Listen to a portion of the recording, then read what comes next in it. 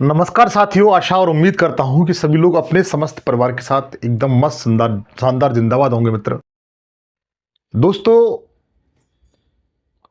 Uttar Pradesh police में भर्ती का जो फाइनल रिजल्ट आ चुका है, जिन विद्यार्थियों का इसमें हो गया है उनको मेरी तरफ से तहे दिल से धन्यवाद। लेकिन जिन भाइयों का नहीं हुआ है, जो 1 2 3 नंबर से रुके हुए हैं, 4 नंबर से रुके हुए हैं, 5 नंबर से रुके हुए हैं, वह इसकी वेटिंग लिस्ट का इंतजार कर रहे हैं कि कैसे भी करके किसी भी तरीके से इसकी वेटिंग लिस्ट आ जाए। मित्र, किसी भी तरीके से वेटिंग लिस्ट आ जाए, क्योंकि अगली भर्ती में या तो वो एज के कारण, उम्र के कारण या पारिवारिक परिस्थितियों के कारण वह न तो फॉर्म डाल पाएंगे और ना ही एग्जाम दे पाएंगे। तो ऐसे मेरे भाइयों की संख्या बहुत है जो वेटिंग लिस्ट का इंतजार कर रहे हैं और वह भी चाहते हैं कि उनके कंधों पर भी वर्दी हो, घर में नौकरी की रोशनी हो। मित्र बताना चाहता हूं इस सेशन में कि आपकी वेटिंग लिस्ट के लिए एक रणनीति है कि अब आप क्या करें। आप सब भी भाई क्या करना होगा ताकि वेटिंग लिस्ट आ सके और आपको भी वर्दी मिल सके। इसके लिए आपको क्या करना पड़ेगा, तो आगे की क्या रणनीति मैं रखूंगा या फिर जो और मेरे भाई हैं वो रखेंगे, ताकि तुम्हारी आवाज मुख्यमंत्री तक पहुंच सके और मुख्यमंत्री सेकंड लिस्ट जारी कर दें।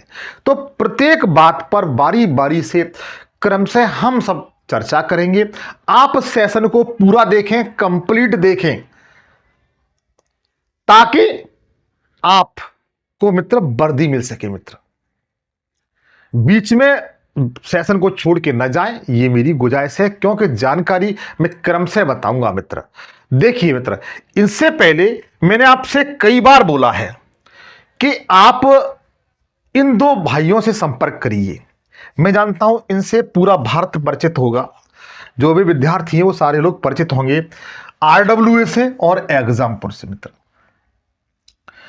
इनसे आप बेहतर तरीके से परिचित होंगे। रोजगार विथ अंकित, जो अंकित भाटी सर ये हैं, इन्हीं के बल पर परीक्षाएं कैंसिल कराई गई थी। और विवेक सर, कौन नहीं इनको जानता, जो एग्जामपुर के डायरेक्टर हैं, इनके माध्यम से तुम्हें एज में छूट दी गई थी। मैंने आपसे आग्रह किया था कि आप इन दोनों भाइयों से संपर्क करिए किसी भी तरीके से। ये आपके बनाए हुए भाई हैं, ये आपकी बात 100% सुनेंगे। और अगर ये खड़े हो गए और ये लखनऊ की गलियों में पहुंच गए, सीएम आवास तक इन्होंने अगर अपनी आवाज पहुंचा दी, तो मुझे विश्वास है कि जो अपने सूबे के मुख्यमंत्री हैं योगी आदित्यनाथ जी, वो आपकी सेकंड लिस्ट निश्चित जारी करा देंगे। लेकिन आप लोग ऐसा नहीं कर रहे हैं, चलो कोई बात नहीं, आप ऐसा नहीं कर रहे हैं, संपर्क नहीं कर रहे हैं, लेकिन फिर भी एक छोटा सा और आपको काम करना होगा। इसको नहीं कर सकते हो तो वो मैं आगे बताऊंगा इसी सेशन में। लेकिन आप ये कहेंगे कि सर आप इनसे संपर्क करिए, आप बात करिए, तो मित्र मेरी कोशिश इस रण में बहुत तेजी से जारी है। मेरा संपर्क इन दोनों भाइयों से बहुत जल्द होने वाला है और बहुत जल्द मैं आपकी आवाज इन दोनों भाइयों तक रखूंगा। मित्र मैंने कहा है, मैं अपने छोटे भाई बहनों से झूठ नहीं बोलता हूं, हजारों बार कह चुका हूं कि अपने छोटे भाई बहनों से झूठ नहीं बोलता हूं। मैं इनसे संपर्क करने की पूरी 100% कोशिश कर रहा हूं और मेरा संपर्क बहुत जल्द हो जाएगा। मित्र अच्छा, कुछ और उसके बाद आप ये कहते हैं कि सर आप कुछ नहीं कर रहे हमारे लिए, तो देखो मित्र, मैंने आपके लिए क्या नहीं किया और क्या मैं देखो कर रहा हूं। मेरे कुछ फ्रेंड हैं जो वकील हैं, एडवोकेट हैं, मैंने उनको बुलाया, चाहे 10 लोग हों, 10 वकील हों या 15 वकील हों, मैंने सबसे क्रमशः संपर्क किया है आपके लिए। और उन्होंने मेरी बात सीनियर एडवोकेट से कराई है। लगभग मैंने 4 से 5 सीनियर एडवोकेट से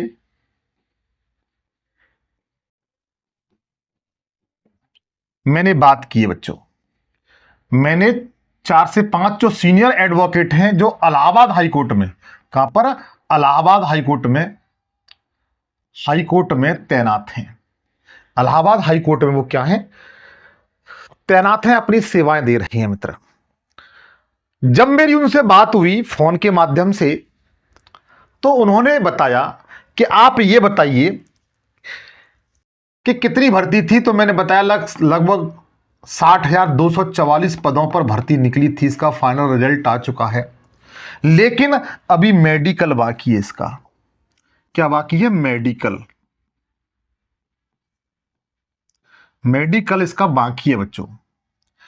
मैंने कि मेडिकल में सर बच्चे इसमें से काफी मात्रा में बाहर निकलेंगे, और कुछ ऐसे विद्यार्थी भी हैं जो अन्य विभाग में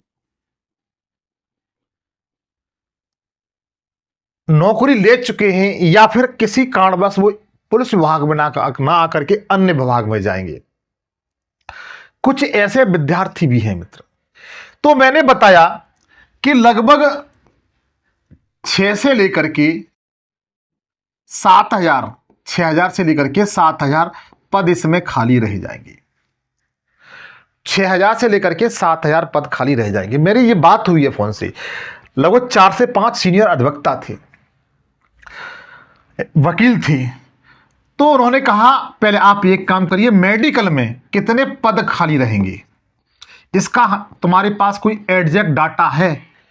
तो मैंने कहा सर नहीं है, अभी हमारे पास नहीं है। मतलब मेडिकल में आप बता रहे हैं 5,000 या 6,000 विद्यार्थी बाहर होंगे, पद खाली रहेंगे, तो आप हमें एग्जैक्ट डाटा दीजिए। तो मैंने कहा सर अभी हमारे पास एग्जैक्ट डाटा नहीं। चलो ठीक है। उसके बाद अन्य विभाग की बात की जाए, तो उन्होंने अन्य विभाग में पूछा कि कितने ऐसे बच्चे हो सकते हैं इसमें से। तो मैंने बताया लगभग 1,000 से लेकर के 1,500 तक विद्यार्थी ऐसे हो सकते हैं जो अन्य विभाग में तैनाती देंगे मित्र, और यहां पर नहीं आएंगे। फिर उन्होंने मुझसे वही क्वेश्चन किया कि इसका कोई एग्जैक्ट डाटा है। तो मैंने कहा सर इसका भी अभी मेरे पास नहीं है, इसका भी अभी मेरे पास नहीं है। तो उन्होंने कहा बगैर बेस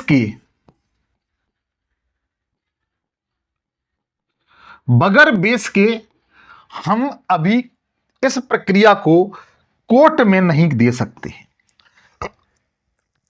जब तक तुम्हारे पास कोई बेस आधार ठीक तरीके से नहीं होगा, तब तक हम इसे कोर्ट केस नहीं कर सकते हैं। अच्छा, करने के लिए तो कर सकते हैं, हर व्यक्ति स्वतंत्र है। वैसे बहुत से वकील लोग मिल जाएंगे जो आपसे ये कहेंगे कि ला हाँ हम जिता देंगे, ये कर देंगे, वो कर देंगे। तो अगर व्यक्ति मर्डर करके चला जाता है, उसको भी बचाने के लिए बोल देते हैं कि हाँ हम बेल करा देंगे, छुड़ा देंगे, ये कर देंगे, वो कर देंगे। लेकिन जो ईमानदार अधिवक्ता होते हैं जिन्होंने मैंने बात की, तो उन्होंने कहा जब तक आपके पास बेस नहीं है तब तक हम इस प्रक्रिया को कोर्ट में केस नहीं कर सकते हैं। तो मेरा मानना यह है मित्र कि अभी हम लोग इस प्रक्रिया को कोर्ट में न लेके जाएं, अभी हम लोग कोर्ट केस न करें। फिर आप ये कहेंगे कि भैया फिर अब हम क्या करें, कोर्ट केस भी नहीं करना, आप करने नहीं दे रही हो, तो हम क्या करें। तो उसके लिए मेरे पास एक तरीका है, और उस तरीके में मैं आपके साथ हूं मित्र 100%। आप कहो लखनऊ सर मिलो, मैं लखनऊ मिलूंगा। आप ये कहो सीएम आवास चलो, मैं चलने के लिए तैयार हूं। आप जहां मुझे बुलाओगे वहां मैं हर जिले में आने के लिए तैयार हूं। लेकिन अब आप क्या काम करेंगे वो मैं आपको बताता हूं, जरा ध्यान दीजिए। अगर आपको लिस्ट जारी करानी है, और लिस्ट मित्र 100% जारी की हो जाएगी अगर आपने यह तरीका अपना लिया तो।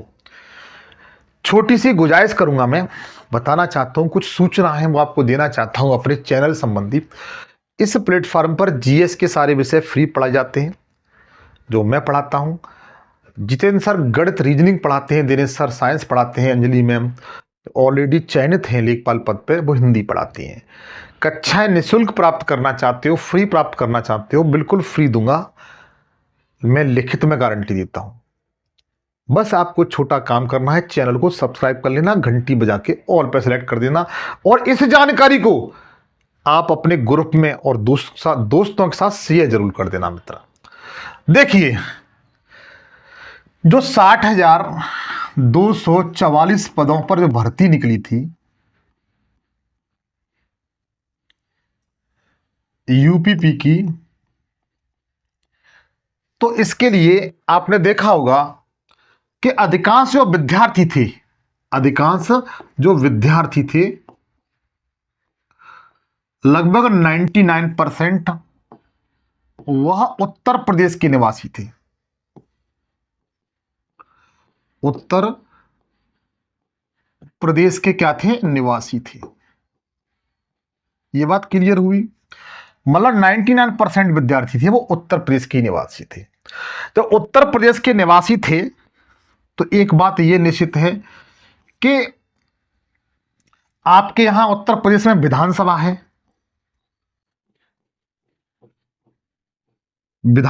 आपके यहां, और आपके यहां विधानसभा है तो विधानसभा सदस्य भी आपके यहां होंगे, जिसे एमएलए कहते हैं। और दूसरी बात, आपके क्षेत्र में लोकसभा भी होगी।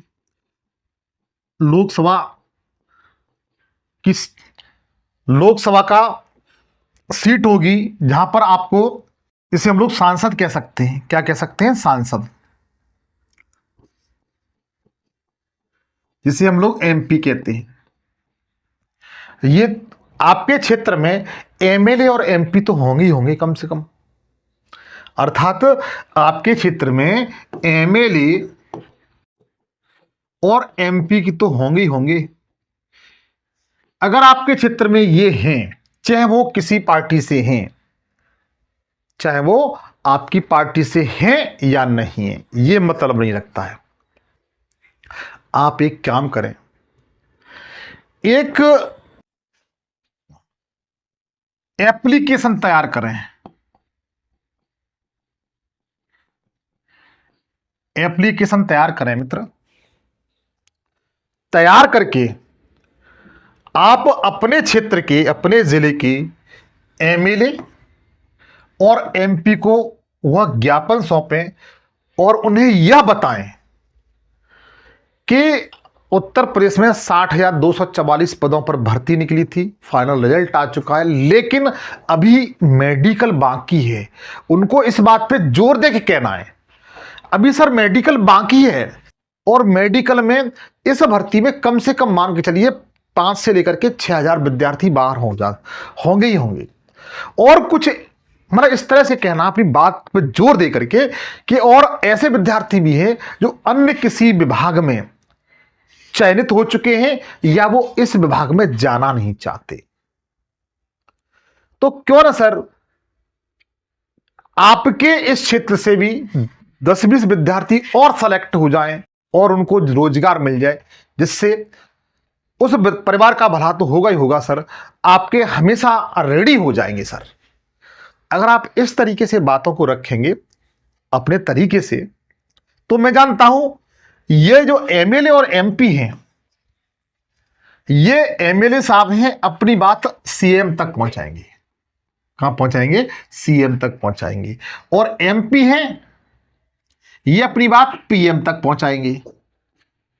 और पीएम साहब किन से संपर्क करेंगे? सीएम साहब से। इधर एमएलए संपर्क करेंगे, इधर पीएम साहब भी संपर्क करेंगे। किनसे? सीएम से। और अपने यहां के सीएम योगी आदित्यनाथ जी, ऐसा हो नहीं सकता है कि न्याय न दें। इसका एग्जाम्पल आप देख सकते हैं, पेपर किसी कारणवश कैंसिल, वो आउट हुआ था, उन्होंने दोबारा पेपर कराया, आय में उम्र में आपकी छूट दिलवाई। ये उनके बहुत ही न्यायपूर्ण पर कार्य हैं बच्चों। और अगर आप ऐसा करते हैं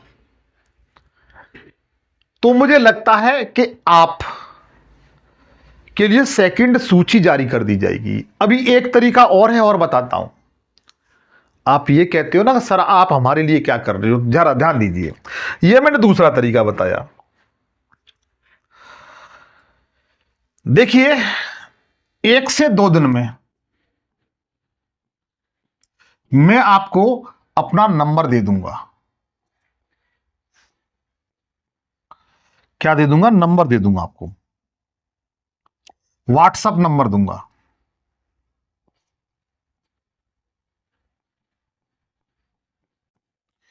व्हाट्सएप नंबर आपको दे दूंगा बच्चों।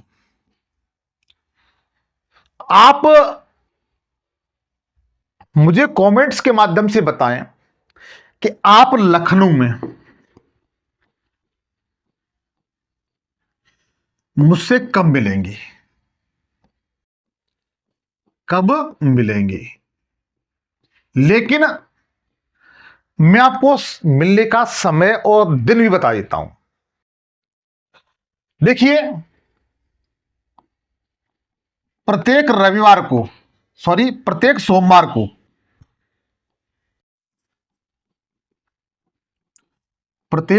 को बच्चों क्या होता है, सीएम आवास पर